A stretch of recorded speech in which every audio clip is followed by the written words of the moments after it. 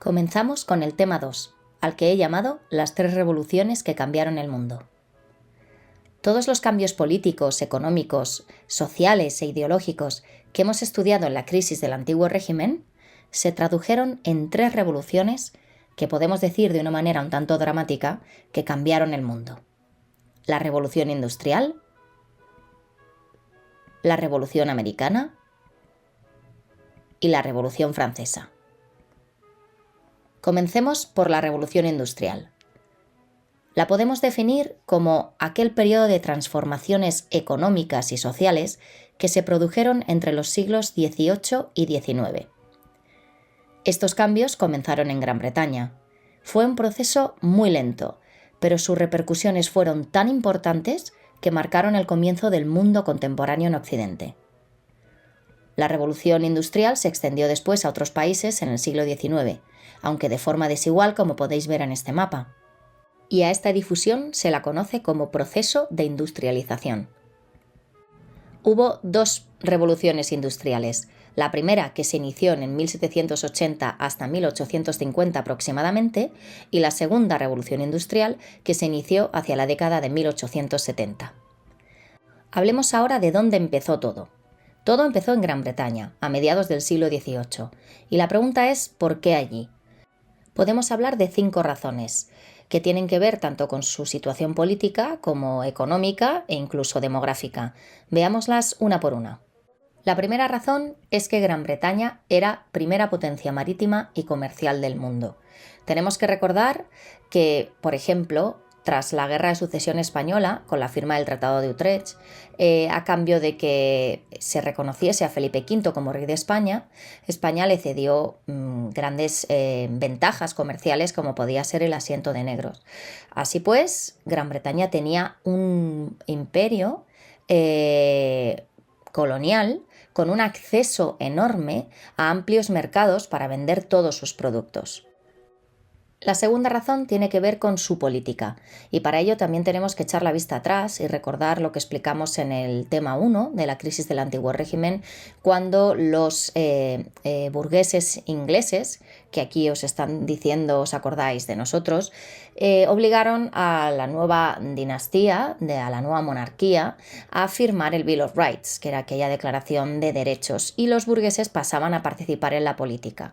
Pues bien, este hecho hace que se transforme un poco la política, puesto que ya los burgueses, que tienen una nueva mentalidad más abierta a las inversiones y a los riesgos comerciales, hacen que el Parlamento apoye leyes y actitudes favorables a estos negocios y al comercio.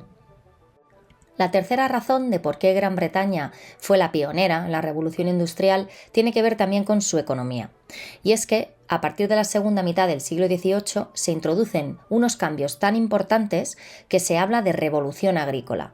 Estos cambios, de forma muy resumida, son las nuevas formas de cultivo, como el sistema Norfolk o la rotación cuatrienal, la sustitución de campos comunales por campos cercados de propiedad privada, que se llamaban leyes de cercamientos, y la introducción de nuevas herramientas como podían ser segadoras, trilladoras. Todos estos cambios lo que hicieron es que se produjese una mayor producción y una mejor alimentación. Y esto a su vez se tradujo en la cuarta razón, que es la revolución demográfica. Porque la población inglesa, gracias a esta mejora en la dieta y esta mayor producción que venía del campo, comenzó a crecer. De hecho, se triplicó. De 5 millones que eran en 1700 pasaron a casi 18 millones en 1851. Y se rompía así con este estancamiento que había de la población en el llamado régimen demográfico antiguo, que es el que vimos también en el tema 1, en el que había unas altas tasas de natalidad, pero a la vez había unas altas tasas de mortalidad. Pues bien, el hecho de que hubiera una mejor dieta, mejor higiene, avances en la medicina, hizo que bajase esta tasa de mortalidad y, por tanto, así empezó a crecer la población. En la economía, este aumento de población se tradujo, por un lado, en una mayor demanda, es decir, que hubiese más gente hacía que se necesitaran más productos, y por otro lado, en una mayor oferta de mano de obra, que hubiera más gente hacía que había más manos para trabajar, sobre todo en las ciudades, donde se fueron yendo todas aquellas personas que se estaban quedando sin trabajo en el campo por esas innovaciones que se habían hecho en la agricultura. Y esto se llama éxodo rural. La última razón es que la campiña británica era rica en yacimientos de hierro y carbón, todos ellos muy necesarios para la construcción y el funcionamiento de las nuevas fábricas que van a surgir. ¿Cómo empezó todo? A finales del siglo XVIII aparecen las primeras fábricas, que suponen el nacimiento de la industria moderna. Poco a poco los talleres artesanales van desapareciendo y acaban reducidos a la fabricación de ciertos productos minoritarios o de lujo, como podrían ser las reales fábricas de tapices. Esta industrialización estuvo acompañada de una innovación tecnológica sin precedentes. La fuerza humana o animal se sustituye poco a poco, acordaos que esto es un proceso muy lento, por la fuerza de las máquinas en los procesos de producción. Y en este sentido, la máquina de vapor tiene un papel fundamental. Fue patentada por James Watt, que aquí os saluda, y puesta en funcionamiento en el 1776. La máquina de vapor usaba el carbón como combustible y utilizaba la fuerza del vapor para mover las máquinas, lo cual potenció enormemente la industria. Una vez creada, se expandió con rapidez. En 1800 había 500 máquinas de vapor y en 1830 superaban las 15.000. Veamos ahora cuáles fueron las primeras industrias. La primera fue la industria textil, que fue el motor de los cambios. Las causas de esto fue, en primer lugar, el aumento de la población. A mayor número de personas, mayor demanda de ropa. Otra de las causas fue la llegada del algodón, una nueva materia prima traída de las colonias, mucho más abundante y mucho más fácil de tratar que la que anteriormente se utilizaba para hacer la ropa, que era la lana. Y por último, otra de las causas de esta industria textil fueron las innovaciones técnicas que se introdujeron en la producción de ropa, nuevos telares como la spinning jenny, hilares y, por supuesto, la máquina de vapor. Otra de las primeras industrias fue la siderurgia y la metalurgia. En un primer momento, su desarrollo vino asociado a la demanda de máquinas para la industria textil, pero a partir de 1830, este vino de las necesidades de la construcción del ferrocarril. Aquí vemos un mapa con las principales industrias en Gran Bretaña a mediados del siglo XIX, que fueron la industria textil del algodón, la industria textil de la lana y la industria metalúrgica y maquinaria, asociadas todas ellas a los yacimientos de carbón y yacimientos de hierro, y podemos ver cómo ya hay unas principales líneas ferroviarias. Veamos las consecuencias de la primera revolución industrial. Estas se pueden resumir en 4. La revolución en los transportes, el avance del comercio a larga distancia, el liberalismo económico y capitalismo y la sociedad de clases. Empecemos con los transportes. Con todos estos cambios industriales, las fábricas, mayor producción, el transporte empezó a mejorar. ¿Por qué? Porque la industria necesitaba una red de transportes que fueran rápida y fiable. Hasta ese momento el sistema de transporte se hacía con tracción de animal, se hacía con barcos que eran movidos por velas y resultaba insuficiente para atender las necesidades comerciales. Los dos inventos más importantes fueron el barco de vapor, creado por Robert Fulton, y el ferrocarril, creado por George Stephenson. Aquí tenéis a The Rocket, creado por Joseph Stephenson, que inauguró la primera línea de ferrocarril de la historia, entre Liverpool y Manchester, y que antes se tardaban 2 días y con The Rocket se tardaban 6 horas. Os pongo aquí cómo iban los pasajeros de primera clase, que serán los únicos que iban en vagones cubiertos. Después los pasajeros de segunda y tercera clase, que iban en vagones descubiertos. Y después las mercancías que se transportaban en plataformas cubiertas por lonas y los animales que iban en plataformas valladas.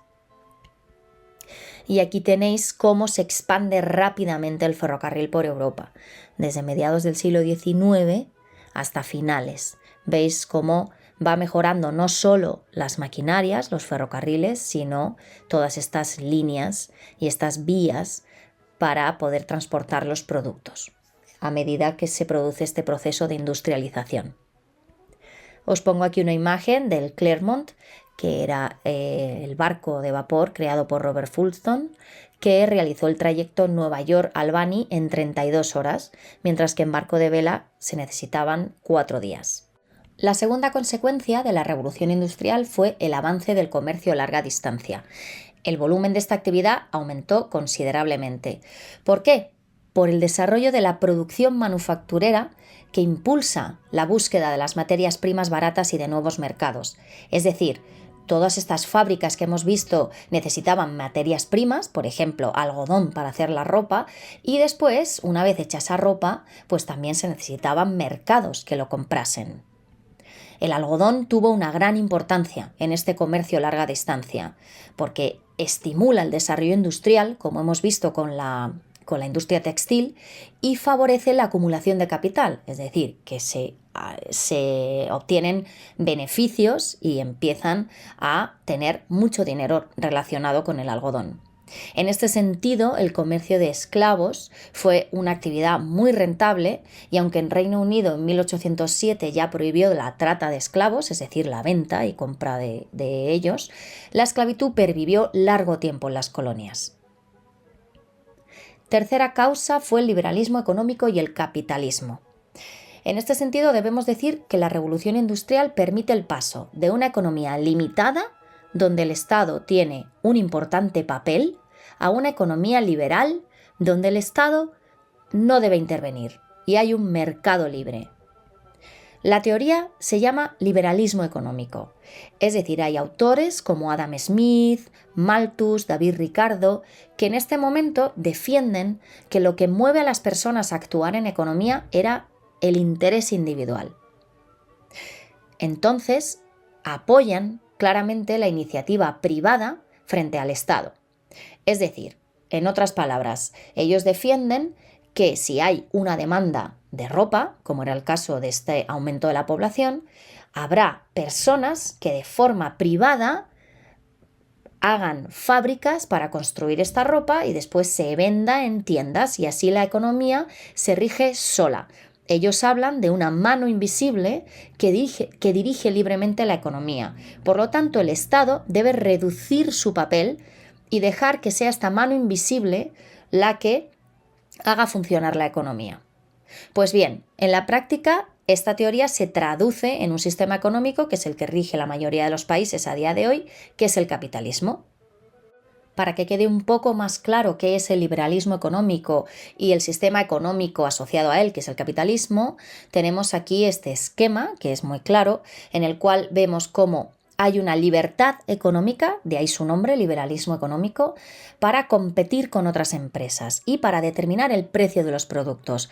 Recordad que estudiamos en el tema anterior que esto contradice a los gremios que eran aquellas asociaciones de artesanos en las cuales se prohibía la competencia y se establecían los precios, las calidades de los productos, no había nada de libertad. Y también hay libertad para contratar o despedir a los trabajadores. Después está el mercado, que se rige por esa mano invisible y por la ley de la oferta y la demanda. A mayor oferta, seguramente los precios serán más bajos porque hay muchos productos. Sin embargo, si hay pocos productos y la oferta es muy baja, entonces estos productos seguramente incrementen su precio. Y lo mismo con la demanda. Si hay muchísima demanda de unos productos, pues estos subirán sus precios. No tenemos más que pensar cuando hay un famoso partido de fútbol, de una final de alguna liga o de algún campeonato mundial, el precio al que están las entradas. ¿Por qué? Porque hay muchísima demanda de esas entradas. Y si hay poca demanda de algo, pues los precios bajan. Por lo tanto, así la economía se rige sola por esta mano invisible. Por lo tanto, el Estado no debe intervenir, solamente actúa como garante de la seguridad y la justicia, construyendo hospitales, escuelas, cosas que a priori pueden no ser rentables y no dar beneficios, pero tienen que existir. Autores, aquí los tenemos, los que hemos mencionado antes, Adam Smith, Robert Malthus, David Ricardo o John Stuart Mill. Son los economistas que defienden este liberalismo y que crean este liberalismo económico. La última de las consecuencias de esta primera revolución industrial es el nacimiento de la sociedad de clases, que se contrapone con la sociedad estamental, aquella en la que hemos visto desde la Edad Media y durante el antiguo régimen, en la que la pertenencia a uno u otro estamento venía por nacimiento. Pues bien, en la sociedad de clases ya no hablamos de estamentos, sino que hablamos de clases, de ahí su nombre. Tenemos la clase baja, la clase media y la clase alta. Recordad que en la sociedad estamental teníamos el primer estado, la nobleza, el segundo estado, el clero y el tercer estado, que eran los campesinos y los burgueses. Pues bien, la pertenencia a esta sociedad de clases, a una u otra clase, viene por la riqueza. Os sonará porque esta es la sociedad que tenemos a día de hoy. Y la gran diferencia con la sociedad estamental es que sí puedes subir y bajar. Puedes nacer en la clase baja y después conseguir un gran trabajo donde ganes muchísimo dinero y acabes ascendiendo a la clase media e incluso acabar en la clase alta. Lo importante es que surgen nuevos grupos sociales y que hay uno que será protagonista de nuestros siguientes temas, que es el proletariado. El proletariado no existía antes, es el resultado de aquellas personas, aquellos campesinos que se habían quedado sin trabajo en el campo o sin tierras que cultivar y entonces se van a trabajar a las fábricas de las ciudades. Se les llama proletarios. De origen, la palabra es de origen latino, y son hombres, mujeres y niños que trabajaban en las fábricas, en las minas o en los altos hornos como mano de obra asalariada, es decir, a cambio de un salario, de un sueldo, y trabajaban en condiciones laborales y salariales muy duras. Veremos en los siguientes temas. En el tema de la segunda revolución industrial veremos cómo los proletarios son ellos los que la van a liar. Si antes han sido los burgueses, ahora el protagonismo lo tendrán estos proletarios. Ya hemos visto entonces todos los enormes cambios económicos y sociales que produce la revolución industrial y en el siguiente tema veremos cómo influye todo esto en la política.